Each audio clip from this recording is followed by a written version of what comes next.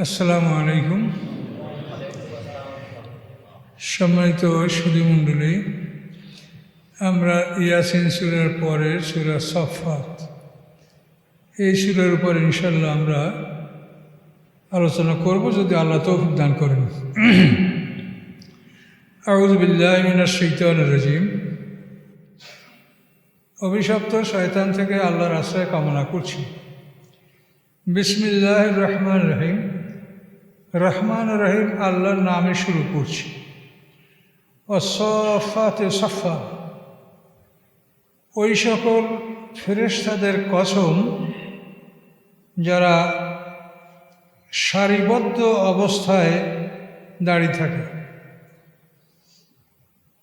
কোনো একজন কমান্ডার বা কোনো অফিসার যখন তার অধীনস্থদেরকে কিছু বলতে চান, তখন তারা অ্যাটেনশন অবস্থায় থাকে এবং যতক্ষণ ওনার বক্তব্য শেষ না হয় এই অ্যাটেনশন অবস্থায় তারা থাকতে বাধ্য হয়। তো এটা দৃষ্টান্ত দিয়ে আমি বুঝালাম, আল্লাহ বলছেন যে এই আল্লাহর আরশের আশেপাশে, মানে যেখানে যার অবস্থান সেখানে ফেরেশতারা ওইভাবে সারিবদ্ধভাবে দাঁড়িয়ে থাকে যে আল্লাহ তাআলা কী আদেশ দিবেন সেই আদেশটা তারা ওবে করবে, পালন করবে। এই জন্য তারা ওভাবে সারিবদ্ধভাবে সুন্দর সুশৃঙ্খলভাবে দাঁড়িয়ে থাকেন। তো আল্লাহ তাআলা সেই ফেরেশতাদের কসম করছেন, ওই সকল ফেরেশতাদের কসম যারা সারিবদ্ধভাবে দাঁড়িয়ে থাকে। ফাজ্জাজিরাতে জাজরা, ওই সকল ফেরেশতাদের কসম যারা দ্রুত সঞ্চালন করে, দ্রুত পরিচালনা করে। এই ফেরেশতারা দ্রুত মেঘ পরিচালনা করে। মেঘগুলি কখন কোথায় থাকবে, কোন অঞ্চলে বৃষ্টি হবে, এগুলি সব আল্লাহর হুকুমে মিকাইলের অধীনে অসংখ্য ফেরেশতা আছে, তারা এই মেঘগুলি আল্লাহর হুকুমে পরিচালনা করেন। তো দ্বিতীয় নম্বর আল্লাহ বলছেন ওই সকল ফেরেশতাদের কসম যারা মেঘগুলি পরিচালিত করে, মেঘগুলিকে সঞ্চালন করে। তিন নম্বর ফাত্তালিয়াতে যিকরা, ওই সমস্ত ফেরেশতাদের কসম যারা কোরআন তেলাওয়াতে মগ্ন রয়েছে। ওরা শুধু বসে কোরআনই পাঠ করছে। তালিয়াত মানে তারা তেলাওয়াত করে, আর যিকরা মানে কোরআন। তো এখান থেকে আমরা বুঝতে পারছি যে আল্লাহর একদল ফেরেশতা আসমানে এমন আছে যারা শুধু আল্লাহর কোরআন তেলাওয়াত করছে। তাদের এমন কোনো সমস্যা নাই যে উজু গেল, এই বোধহয় পেশাবের ব্যাগ হলো, এরকম কোনো সমস্যা কি আছে? ফাত্তালিয়াতে যিকরা, তারা আল্লাহর কোরআন অনবরত তেলাওয়াত করে যাচ্ছে। তো এখান থেকে আমাদের যেটা শিক্ষণীয় বিষয়, অনেক উলামায়ে কেরাম বলেন যে কোরআন শরীফ না বুঝে পড়লে কোনো সওয়াব হয় না। এ কথাটা ঠিক না। আমরা নামাজে কেরাত পড়ি, এটাকে আমরা বুঝে পড়ি বা আপনারা বোঝেন, আপনাদের শরীর কেরাত তো ফরজ। তাহলে কেরাত অর্থাৎ কোরআন শরীফের বিশুদ্ধ পাঠ শেখা, এটা ফরজ, আপনি শিখবেন। কিন্তু এটার উপরে আপনি যদি চিরস্থায়ীভাবে থাইকে যান, তাহলে সামনে আরও দুইটা ফরজ আছে। সেটা হলো কেরাতের পরে তেলাওয়াত, অর্থসহ কোরআন শেখা। তিন নম্বর হলো তাফাক্কুর, গভীর জ্ঞান অর্জন করা। তিনটাই আদেশ। এখন তেলাওয়াতও আদেশ, মানে কেরাতও আদেশ, তেলাওয়াতও আদেশ, তাফাক্কুর এটাও আদেশ। কাজে এই জন্য আমাদের মানে আলেম সমাজ, আমাদের কথার মধ্যে এটা শৃঙ্খলা নাই। মানে যেহেতু আমরা জিনিস যদি কোরআনে যেভাবে আছে সেভাবে বলি, তাহলে আমরা আল্লাহর কাছে মুক্তি পাবো। আর আমরা যদি বলতে গিয়া কোনো ডানবাম করে, গুলু যেটাকে বলে, গুলু মানে কি, মানে একটা জিনিস সহজকে আপনি কঠিন করে ফেললেন। কোরআন পড়লে সব হবে না। এখন মানুষ কী করবে? কোরআন একটা মানুষ তো সারা জীবন বসে কুলওয়ালা শিখতে পারে না, তার এতখানি বেরোয়নি কি? সারা জীবন আপনি কুলওয়ালা শিখাবেন, এই সারা জীবন বসে শিখতে পারে না।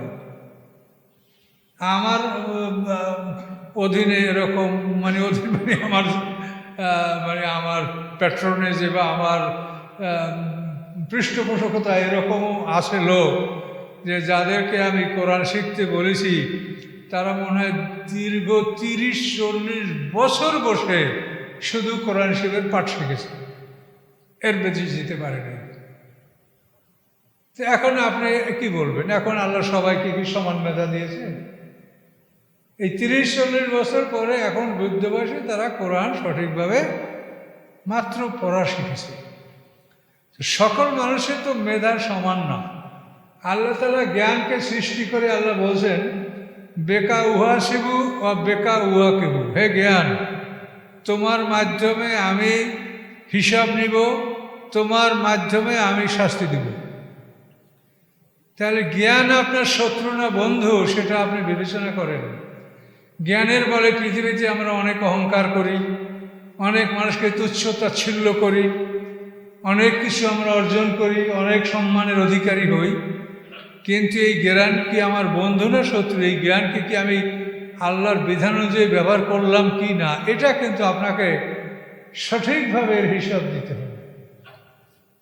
একটা লোকের সারা জীবন বসিয়া ফাতেহা শিখতে পারছে না, এমনকি তার আল্লাহ দোজখে দিবে? তারে তো আল্লাহ সৃষ্টি করেছেন। তো এই জায়গায় এটা আপনারা মশলাটা বুঝে নেন। ফাত্তা আলিয়াতে জেকরা, অর্থাৎ একদল ফেরেশতা আকাশে এমন রয়েছে যারা সার্বক্ষণিকভাবে কোরআন পাঠ করতেই আছে। আল্লাহর আকাশে 4 আঙ্গুল জমিন ফাঁকা নাই, সমস্ত আকাশে এক এক জায়গায় এক এক ফেরেশতা এক একভাবে আল্লাহকে স্মরণ করছে। কেউ দাঁড়িয়ে, কেউ বসে, কেউ রুকু করে, কেউ সেজদা করে, কেউ তাশাহুদ অবস্থায় বসে, যাকে যেভাবে আল্লাহ হুকুম করেছেন এইভাবে ফেরেশতারা এই মহাবিশ্ব জুড়ে, মহা আকাশ জুড়ে আল্লাহর প্রশংসা করছে। সুবহানাল্লাহ বলুন। আর এই বিশাল প্রশংসা এটার মাধ্যমেই আল্লাহ তাআলা, আমরা যেটা বুঝতে পারছি যে আল্লাহর আত্মতৃপ্তি বা আল্লাহ তাআলা যে একটা মনের শান্তি, এটার মাধ্যমেই আল্লাহ তাআলা লাভ করে যে তোমরা আমাকে স্মরণ করো। আর এটার মধ্যে আমাদেরও একটা আত্মতৃপ্তি আছে। আমরা যদি আল্লাহকে স্মরণ করি তা আমাদেরও কিন্তু মনটা ভালো লাগে, মনটা হালকা হয়, মনের অনেক দুঃখ দুর্দশা কমে। কাজে এটা একটা বিশাল ব্যাপার। তাই আল্লাহ তাআলা এখানে 3 দল ফাত্তালিয়াতে জিকরা, এই 3 দল ফেরেশতার কসম করে আল্লাহ কি বললেন সামনে? ইন্না ইলাহুকুম লাওয়াহিদ, নিশ্চয়ই তোমাদের ইলাহ একমাত্র আল্লাহ। ইলাহ মানে মাবুদ বেহক, প্রকৃত ইবাদত পাওয়ার যিনি যোগ্য তিনি হচ্ছেন এক। এটা আল্লাহ তাআলা এই 3 দল 3 শ্রেণীর ফেরেশতার শপথ করে আল্লাহ তাআলা এই কথাটা ঘোষণা করলেন। এখন তিনি তার নিজের কিছুটা পরিচয় দিচ্ছেন। তিনি বলছেন রব্বুস সামাওয়াতি ওয়াল আরদ, তিনি আকাশ পৃথিবীর লালন পালনকারী। এই আকাশ পৃথিবীর লালন পালন করতে এর পিছনে বিশাল খরচ আছে। একটা বিমান চালাইলে তাতে ঘন্টায় কত হাজার টাকা, কত লক্ষ টাকা রকেট পড়ে। তাহলে এই পৃথিবীটা যে উড়ে বেড়াচ্ছে, আমরা তো এর জ্বালানি দেখতে পাচ্ছি না, কিন্তু আসলে তো এর পিছনে একটা জ্বালানি বা শক্তি না থাকলে এটা উড়ে চলতে পারত না, এটা পড়ে যেত, ধ্বংস হয়ে যেত।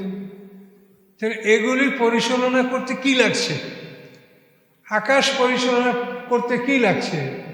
সূর্যকে জ্বালিয়ে রাখার জন্য দৈনিক কত কোটি টাকার, কত হাজার লিটার হাইড্রোজেন প্রয়োজন হচ্ছে। এভাবে গ্রহ নক্ষত্র প্রত্যেকটাকে, এগুলো প্রত্যেকটা প্রাণী, এর প্রত্যেকটার মৌয়াত আছে, মরবে এগুলি। এই প্রাণীগুলি আল্লাহ বলছেন রব্বুস সামাওয়াতি ওয়াল আরদে ওয়া মা বাইনাহুমা, আকাশ এবং পৃথিবীর তিনি রব। আকাশ পৃথিবীকে তিনি লালন পালন করেন। এই পৃথিবীর লালনটা দেখেন, এই পৃথিবীকে যদি আল্লাহ তাআলা সময় মতো তার মধ্যে পানি এবং অন্যান্য পদার্থ, অক্সিজেন যা কিছু দরকার, এটা যদি পৃথিবীতে আল্লাহ যথাসময় সরবরাহ না দেন, তো পৃথিবীর উপরে যারা আছে তারা বাঁচতে পারবে কেউ? তাহলে পৃথিবীটাকে বাঁচিয়ে রাখার জন্য এর পিছনে বড় একটা মেহনত চলছে আল্লাহর পক্ষ থেকে, কিন্তু আমরা বুঝি না। এই বৃষ্টি হয়েছে, খুব আরাম করে টানিয়ে ঘুমাও। তো এই বৃষ্টি কোত্থেকে আসলো, কিভাবে আসলো, কে এটা সৃষ্টি করলো, এবং এই বৃষ্টি না হলে পৃথিবীর কি ক্ষতি হতো? তো পৃথিবীতে যে আমরা কোটি কোটি আল্লাহ সৃষ্টি, এদেরকে বেঁচে থাকার জন্য যে পৃথিবীর যে একটা পরিবেশ, এইভাবে পৃথিবীটাকে প্রস্তুত কে রাখে? বলেন বলেন, কে রাখে? এই জন্য তিনি বলছেন রব্বুস সামাওয়াতি ওয়াল আরদ। আকাশ পৃথিবীর লালন পালন অর্থ এটা। আকাশটাকে সঠিকভাবে কে সাজিয়ে রেখেছে যে চাঁদ ঠিক মতোই উঠবে, সূর্য ঠিক মতো উদয় হবে, অস্ত যাবে, কোনো রকম ভুল ত্রুটি হবে না। এভাবে সব নিয়মতান্ত্রিকভাবে এই আকাশ পৃথিবীকে কে সাজিয়ে রেখেছে? রব, রব্বুস সামাওয়াতি ওয়াল আরদ। এরপরে বলেন ওমা বাইনাহুমা, এই আকাশ পৃথিবী এবং এর মাঝে যা আছে তারও রব আল্লাহ তাআলা, তারও পালনেওয়ালা আল্লাহ তাআলা। আর রব্বুল মাশারিক, এবং তিনি সমস্ত উদয়স্থলের রব। মাশারিক, মাশারিক হলো মাশরাকের বহু বছর, অর্থাৎ সূর্য প্রতিদিন একটা নতুন জায়গা থেকে উদয় হয়। তাহলে সূর্যের উদয়স্থান হলো 365টা, বছরে 365টা ছিদ্র থেকে সূর্য উদয় হয়। এগুলির নাম হলো মাশারিক, যে আল্লাহ তাআলা সমস্ত উদয়স্থলগুলির মালিক। আবার যেখানে বলা হয়েছে রব্বুল মাশরিক ওয়াল মাগরিবে, এখানে মাগরেব আর মাশরিক অর্থ আল্লাহ তাআলা পূর্ব পশ্চিমের রব, এটা বোঝানো হয়েছে। যেখানে বলা হয়েছে রব্বুল মাশরিকাইন, সেখানে বলা হয়েছে যে আল্লাহ তাআলা দুইটা উদয়স্থলের মালিক আর দুইটা অস্তস্থলের মালিক। আমরা এশিয়া মহাদেশের লোকে দেখি আটলান্টিক মহাসাগরে সূর্য ডুবে, একটা মাশরিক না একটা মাগরেব, আর আমেরিকা থেকে প্রশান্ত মহাসাগরে সূর্য ডুবে, এই আর একটা মাগরেব। এই দুইটা মাগরেব। আবার মাশরিক আমরা দেখি জাপান থেকে সূর্য ওঠে, আমেরিকা দেখে আটলান্টিক মহাসাগর থেকে সূর্য ওঠে। এইটা হলো রব্বুল মাশরিকাইনি ও রব্বুল মাগরিবাইনি। আর রব্বুল মাশরিক ওয়াল মাগরিবে, এটার অর্থ হলো আল্লাহ পূর্ব পশ্চিমের মালিক। আর রব্বুল মাশারিক, এটার অর্থ হচ্ছে সূর্য 365 জায়গা থেকে উঠে এটার মালিক আল্লাহ। এই সবগুলি আল্লাহ তাআলা কোরআনে এভাবে সুন্দর করে বলেছে। ইন্না যায়্যানা সামা দুনিয়া বেজিনাতিনিল কাওয়াকিব, আল্লাহ বলেন নিশ্চয়ই আমি আকাশকে সাজিয়েছি, দুনিয়া মানে নিকটতম, আমি নিকটতম আকাশকে সাজিয়েছি তারকার সৌন্দর্য দ্বারা। এই দুনিয়ার আকাশ মানে অর্থাৎ সবচাইতে কাছে যে আকাশ আমরা দেখতে পাচ্ছি, এই আকাশটাকে আল্লাহ তাআলা তারকারাজির মাধ্যমে সাজিয়েছে। এমনভাবে তারকা সেট করেছে, দেখলে রাতে খুব সুন্দর লাগে আকাশ, খুব সুন্দর সাজানো আল্লাহর আকাশ, পরিষ্কার আকাশ। এর মধ্যে ছায়াপথ, নীহারিকা, তারপরে বিভিন্ন জিনিস এর মধ্যে আমরা দেখতে পাচ্ছি। এই সপ্তর্ষি মণ্ডল, তারপরে এই সাজ্জাল, এই আদম সুরাত, তারপরে এই বিরাট চাঁদ, তারকার রাস্তা, অনেক কিছু আল্লাহ আমাদেরকে দেখাচ্ছে। এবং এগুলি এত ব্যাপক যেগুলির চিন্তা আমাদের মাথায় আসে না। যে তারকার যে উত্তর থেকে দক্ষিণ দিকে একটা রাস্তার মতো দেখা যায়, যেন তারকার রাস্তা করা। তো এইটা একটা মানে মিল্কি ওয়ে, ছায়াপথ। তো এটা সম্পর্কে বিজ্ঞানীরা বলেছেন যে আলো যে গতিতে যায়, সেই গতিতে আলো যদি এক প্রান্ত থেকে অন্য প্রান্তে রওনা করে, তো 90,000 কোটি আলোকবর্ষ সময় লাগবে এইটার মাথা পর্যন্ত যাইতে, আলো যাইতে মানে অন্য কোনো যান না, আলো। তাহলে এগুলো আমরা কি বুঝবো বলেন? এই জন্য আল্লাহ বলছেন যে তোমার দৃষ্টি ফিরে আসবে, তুমি আমার রাজত্ব আয়ত্ত করতে পারবে না। সূরা মুলক আল্লাহ, মুলক মানে রাজত্ব। ফারজেল বাসারা, আল্লাহ বলছেন তুমি আবার তাকাও, হাল তারাবেন ফুতুর, সেখানে কোনো ত্রুটি দেখতে পাচ্ছ? সুম্মাল্লাল বাসারা কাররাতাইন, তুমি দ্বিতীয়বার আবার সেখানে তাকাও। ইয়ানকালে এলাইকাল বাসারও খাসিয়া, ফিরে আসবে তোমার দৃষ্টি তোমার কাছে অপারগ হয়ে, ও হাসির, এবং সে মানে অপারগ, ক্লান্ত, ফ্রাস্ট্রেটেড, মানে সে কিছুই আয়ত্ত করতে পারবে না। আসলে এটা সত্য যে আসলে আমরা এগুলো কিছুই আয়ত্ত করতে পারছি না আল্লাহর এই মহারাষ্ট্রে। এখন এই মহারাষ্ট্র ভেদ করে আমাদের নবীজি কেমন করে মেরাজে প্রথম আকাশ থেকে পার হয়ে সপ্তম আকাশ পার হয়ে সিদরাতুল মুনতাহা পর্যন্ত চলে গেলেন, এটা আমাদের জ্ঞানে আমরা কি বুঝতে পারবো বলেন? এবং এটা সরাসরি কোরআনে বলা, ওয়ালাকাদ রাহু নাজলাতান উখরা ইনদা সিদরাতিল মুনতাহা, যে আল্লাহর রাসূল জিবরিল আমিনকে আর একবার দেখেছেন কোথায়? সিদরাতুল মুনতাহায়।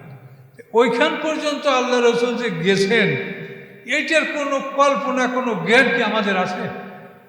কি আমরা বলতে, আমরা প্রথম আকাশ সম্পর্কেই তো বিজ্ঞানীরা সব কাজ, যে এটাই কিছু বলা যাচ্ছে না যে এটার মধ্যে কি আছে, সে কোথায় সেই সপ্ত আকাশ, তারপরে সিদরাতুল মুনতাহা।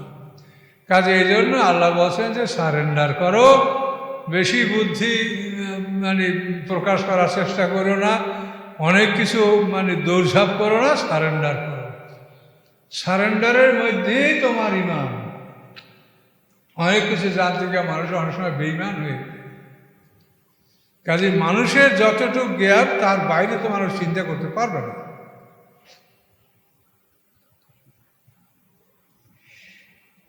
ইন্না যায়্যানা সামাদ দুনিয়া বেজিনাতিল কাওয়াকিব, নিশ্চয়ই আমি নিকটতম আকাশকে সাজিয়েছি তারকার সৌন্দর্যের মাধ্যমে।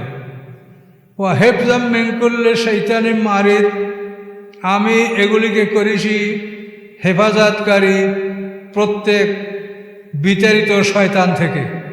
অর্থাৎ এই তারকাগুলির সাথে মিসাইল সেট করে দেওয়া হয়েছে, ক্ষেপণাস্ত্র।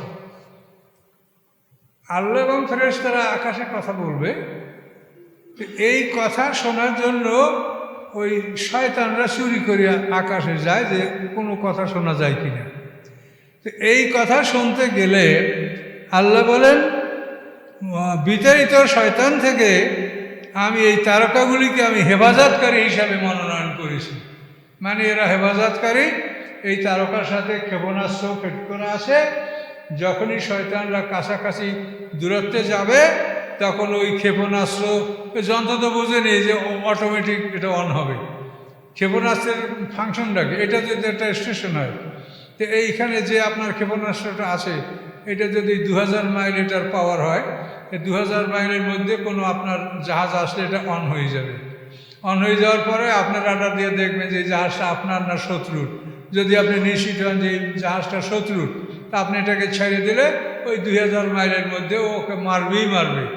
ও যে কোনো ম্যানিভার করবে, যে কোনোভাবে ডাইভ করবে, ও ঘুরিয়া ফিরিয়া উল্টে পড়ে মারবেই। এর নাম হলো ক্ষেপণাস্ত্র।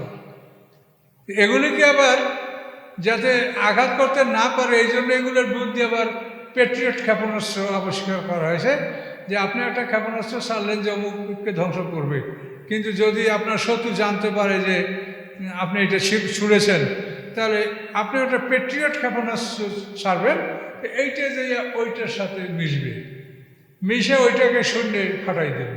শূন্যে ফাটাই দিলে ওর ক্রিয়া ওখানে শেষ হয়ে গেল। এটাকে বলে প্যাট্রিয়ট ক্ষেপণাস্ত্র। আর এই ক্ষেপণাস্ত্র এখন বহু কিছু হয়েছে, এর সম্বন্ধে আমাদের অত জ্ঞান নাই। তো সবচাইতে মারাত্মক ক্ষেপণাস্ত্র যেটা হলো ABM, মানে অ্যান্টি ব্যালিস্টিক মিসাইল, যে মিসাইলটাকে এরকম শূন্যে ফাটানো যায় না। শূন্যে ফাটানো যায় না, সে হয়তো লক্ষ্যস্থলে আঘাত করবেই, আর যদি না পারে ফিরে আসবে স্টেশনে, কিন্তু তাকে পথে কেউ ধ্বংস করতে পারবে না। এই মিসাইল হলো এবিএম মিসাইল। এটা বিশ্বের 2-3টা দেশের কাছে এগুলি আছে। তো এগুলির মূল সূত্র হলো কোরআন। কোরআনে আল্লাহ প্রথম বলছে যে লোহার মধ্যে আছে প্রচণ্ড শক্তি, এটা কোরআনে বলা হয়েছে। তাই লোহা থেকে ওরা অনুসন্ধান করে ইউরেনিয়াম, প্লাটিনাম লোহার থেকে বাইর করছে, যে আল্লাহ বলছে লোহার মধ্যে প্রচণ্ড শক্তি, এগুলি তোর আণবিক বোমা ইত্যাদি। এরপরে এই ক্ষেপণাস্ত্র সম্পর্কে কোরআনে আল্লাহ বলছে যে এই এমন এক যন্ত্র আল্লাহ সেট করছে যে তারকার সাথ থেকে ছুরি যে শয়তানকে মারে, এবং এগুলির আঘাতে শয়তান পুড়ে যায়, পঙ্গু হয়ে যায়, কখনো মরে যায়। এভাবে শয়তানদেরকে তাড়ানো হয়। শোনেন, এগুলি আল্লাহ করছে শুধু তার কুদরত আমাদেরকে দেখানোর জন্য। শুধু আল্লাহর যে কুদরত বা তার যে ক্ষমতা, এটা সম্পর্কে যাতে আমরা কিছু বুঝতে পারি। এগুলি তো না বুঝাইলে আমাদের কিছুই আমরা বুঝবো না যে এরকম হচ্ছে। আমরা তো ছোটোবেলার থেকে দেখছি যে এই তারকা শু করে যাচ্ছে। তা আমাদের মা বোনেরা বড় যারা ছিল, আমরা তো সেদিনে ফ্যান ছিল না, বিদ্যুৎ ছিল না, রাত্রে সবাই গরমের দিনে উঠানে সবাই ঘুমাইতাম। তখন ওই দেখুন এই তারা বদলাচ্ছে, তারা বদলেছে, এটা সব ছোটোবেলা আমাদেরকে এটা বলা হইতো। এখন এগুলি আল্লাহ তাআলা কোরআন পাকে আমাদেরকে এতটুকু জানাচ্ছেন যে, এবং এই তারকাগুলি বিতাড়িত শয়তান থেকে তাদেরকে হেফাজতকারী হিসাবে তাদেরকে আল্লাহ নিয়োগ করেছেন, অর্থাৎ তাদের সাথে আল্লাহ ক্ষেপণাস্ত্র স্থাপন করেছেন, মেজাইল। এই ক্ষেপণাস্ত্র শব্দটা তো সরাসরি কোরআনেরই শব্দ। মেজাইল শব্দটা একেবারে ডাইরেক্ট কোরআনেরই শব্দ, মেজাইল রুজুম। তো আল্লাহ বলেন, তো হেফজাম মিনকুল্লি শয়তান মারে, সকল শয়তান, বিতাড়িত শয়তান থেকে হেফাজত করা হয়, যে শয়তান যেন আকাশে আল্লাহ এবং ফেরেশতাদের কথা চুরি করে শুনতে না পারে। আসমানি কিতাব আকাশে কোরআন সংরক্ষিত আছে, সেখানে তারা যোগ বিয়োগ করতে না পারে, এই জন্য আল্লাহ ব্যবস্থা রেখেছেন। লাইয়াসমাউল মালাইল আলা, এই শয়তানেরা ঊর্ধ্ব জগতের কোনো কথা শোনার ক্ষমতা রাখে না। মালাইল আলা হলো ঊর্ধ্ব জগৎ, যেখানে আল্লাহ এবং ফেরেশতারা আলোচনা করেন। এটা কোথায় সে আমরা বলতে পারবো না, এর নাম হয়েছে ঊর্ধ্ব জগৎ। তো আল্লাহ বলেন, এই ঊর্ধ্ব জগতের কোনো খবরাখবর ওরা শুনতে পায় না। ওয়ুক জাফুনা মিনকুল্লি জানেব, এবং তাদেরকে বিতাড়িত করা হয় সকল দিক থেকে। অর্থাৎ ঊর্ধ্ব জগতের কথা শোনার জন্য যখন ওরা যায়, ওই বড় বড় শক্তিশালী শয়তান, তখন আল্লাহ বলেন চতুর্দিক থেকে তাদেরকে বিতাড়িত করা হয়। তারা ঊর্ধ্ব জগতের কোনো কথা শুনতে পায় না।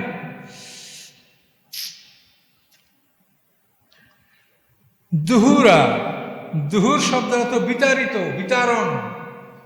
ওরা যেদিকে যায় সেখান থেকেই বিতাড়িত হয়। দুহুর, বিতারণ, বিতাড়িত।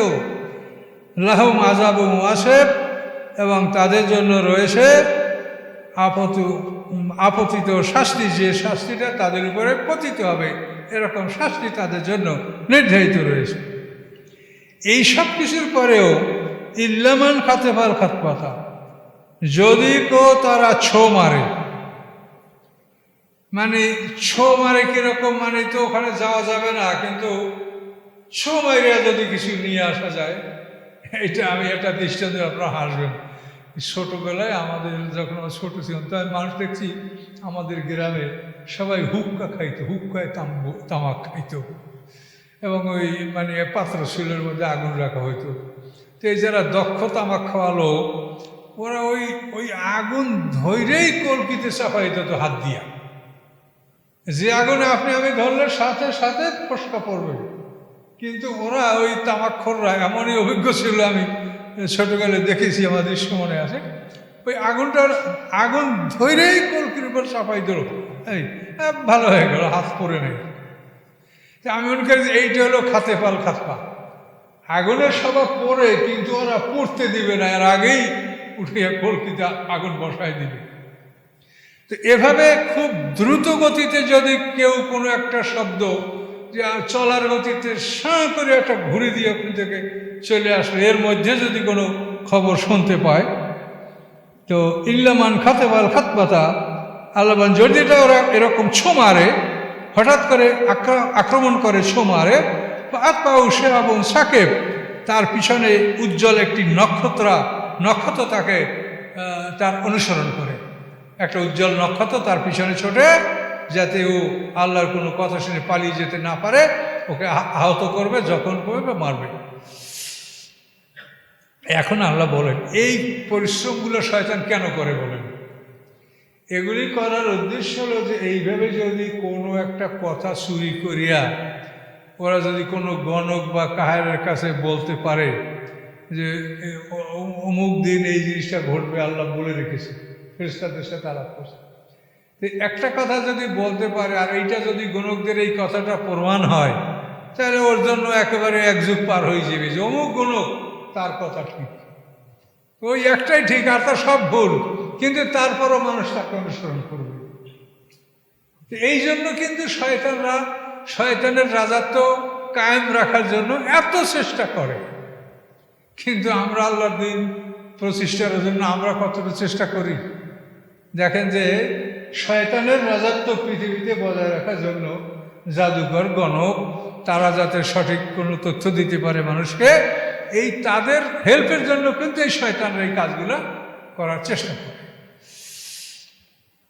এখন আল্লাহ এটা বর্ণনা করার পরে আল্লাহ বলেন ফাস্তাফতিহিম, আপনি তাদেরকে জিজ্ঞাসা করুন হে মুহাম্মদ সাল্লাল্লাহু আলাইহি ওয়াসাল্লাম, আহুম আসাদ্দু খালকান আম্মান খালাকনা, যে মানুষেরা কি সবচেয়ে আল্লাহর কঠিন সৃষ্টি, না এই যাদের কথা আমি বললাম এরা কঠিন সৃষ্টি?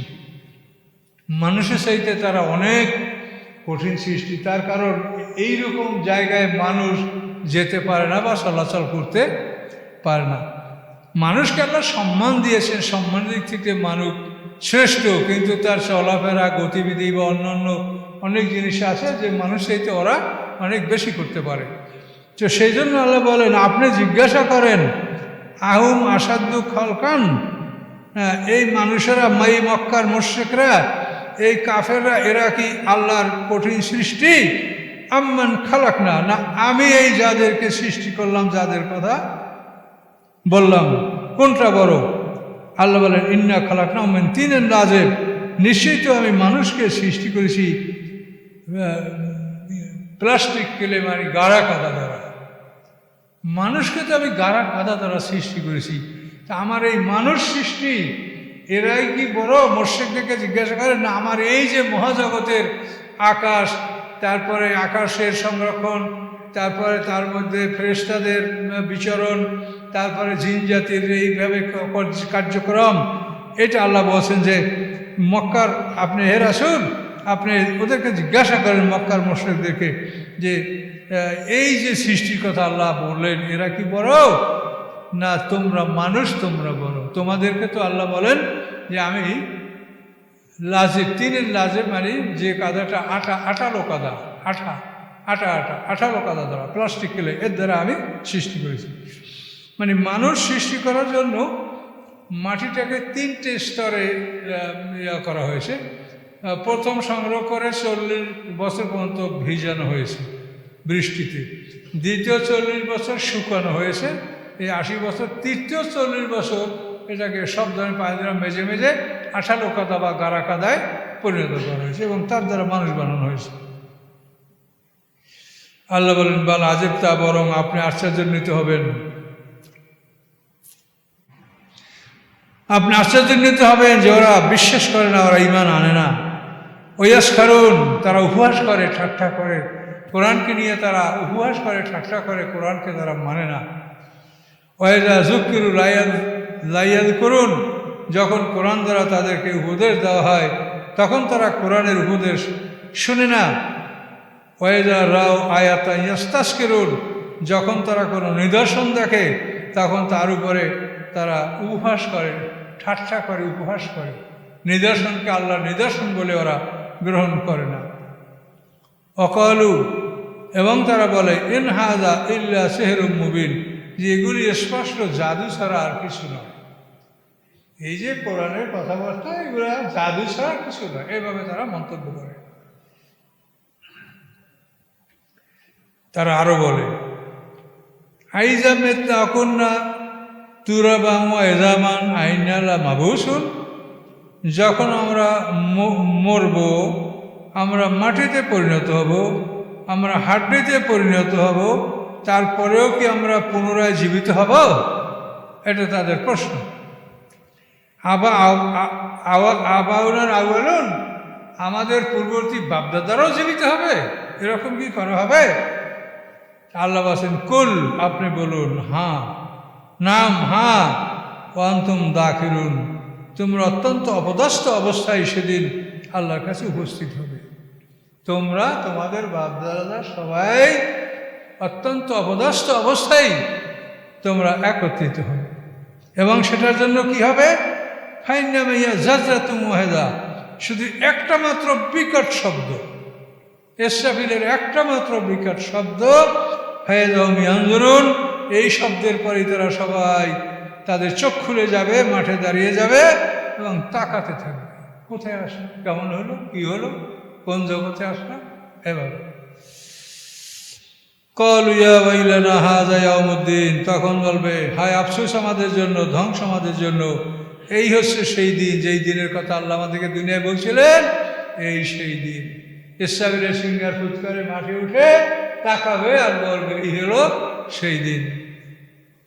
হাযা ইয়াউমুল ফাসল, এই হচ্ছে সেই ফয়সালার দিন। আল্লাযী কুনতুম বিহি তুকাযযিবুন, যেই দিন সম্পর্কে তোমরা মিথ্যা সাব্যস্ত করছিলে, দিনটাকে তোমরা মিথ্যা মনে করছিলে, এই হচ্ছে সেই দিন। শুনেন, আল্লাহ তাআলা কত নিদর্শন দেখেছেন, কত নিদর্শন আল্লাহ দেখেছেন। দেখেন, বনে ইসরাঈলের সময় একটা লোক কে না কে মারিয়ে ফেলছে, মুসা আলাইহিস সালামের নালিশ করা হলো, একটা গরু জবাই করে এক টুকরা গোশত তার গায়ে মারা হলো, সে লোকটা জীবিত হয়ে বলে দিল যে আমাকে অমুকে খুন করছে। এটা কি একটা নিদর্শন নয়? হিজকিল আলাইহিস সালামের সময় অন্তত 10,000 লোক পেলেক থেকে পালাচ্ছিল, সেই 10,000 লোক সবই মারা গেল। মানুষরা দুই পাহাড়ের মধ্যে ওয়াল করে তাদেরকে ওরকম আটকাই রাখলো যে এতগুলো মানুষকে দাফন করবে। সেই মানুষগুলিকে আল্লাহর পয়গম্বর হিজকিল আলাইহিস সালামের দোয়ায় সেই সব লোকগুলি আল্লাহ জীবিত করে দিলেন। তাতেও কি তাদের জ্ঞান হয় না যে আল্লাহ এটা করতে পারে? মুসা আলাইহিস সালামের সাথে 40 জন লোক গেল তুর পাহাড়ে তাওরাত আনতে, তারা বলে বসলো আল্লাহকে দেখব। এক বিকট শব্দে 40 জন লোক সবই মারা গেল। আবার তাদেরকে জীবিত করে আল্লাহ দেখালেন। তাহলে এগুলি কেউ তাদের বিশ্বাস হয় না যে আল্লাহ মরার পরে জীবিত করতে পারে? কাজে এটা হলো তাদের দুর্ভাগ্য। তারা যে আসলে জাহান্নামে যাবে এটা তাদের অবশ্যই তারা যাবে, এটাই। তাহলে এই দৃষ্টান্তের কোনো অভাব কোরআনে নাই। বহু দৃষ্টান্ত যাতে আল্লাহ দেখিয়েছিল। ঈসা আলাইহিস সালাম, শাম ইবনে নূহ আলাইহিস সালামের ছেলে শাম, তার কবরের কাছে ঈসা আলাইহিস সালাম যায় বসেন গম্ভীরিল্লাহ। সেই শাম ইবনে নূহ, সে হাজার হাজার বছর আগে মারা গেছে, সে কবর থেকে উঠে দাঁড়ানো। ঈসা আলাইহিস সালামের মুজিজা। কাজে আল্লাহ তাআলা এত মরা মানুষ জীবিত করে দেখালেন, তারপরও তোমরা বিশ্বাস করতে পারছো না যে আল্লাহ মৃত মানুষকে জীবিত করবে? না পারছো যাও, না পেরেছ তো যাও, সময় মতো উঠবা ওখানে মাঠে, তাকাবার হবা যে হ্যাঁ হ্যাঁ এই তো সেই দিন, হাযা ইয়াউমুদ্দিন, এই তো সেই দিন, এভাবে তোমরা বলবে। হাযা ইয়াউমুল ফাসলিল্লাযী কুনতুম বিহি তুকাযযিবুন, এই হয়েছে ইয়ামুল ফাসল, ফয়সালার দিন, যেদিন সঠিক ফয়সালা করা হবে, ন্যায় বিচার করা হবে, সেই দিন এই দিন। আল্লাযী কুনতুম বিহি তুকাযযিবুন, তোমরা এই দিনটাকে পৃথিবীতে অস্বীকার করতেছিলে।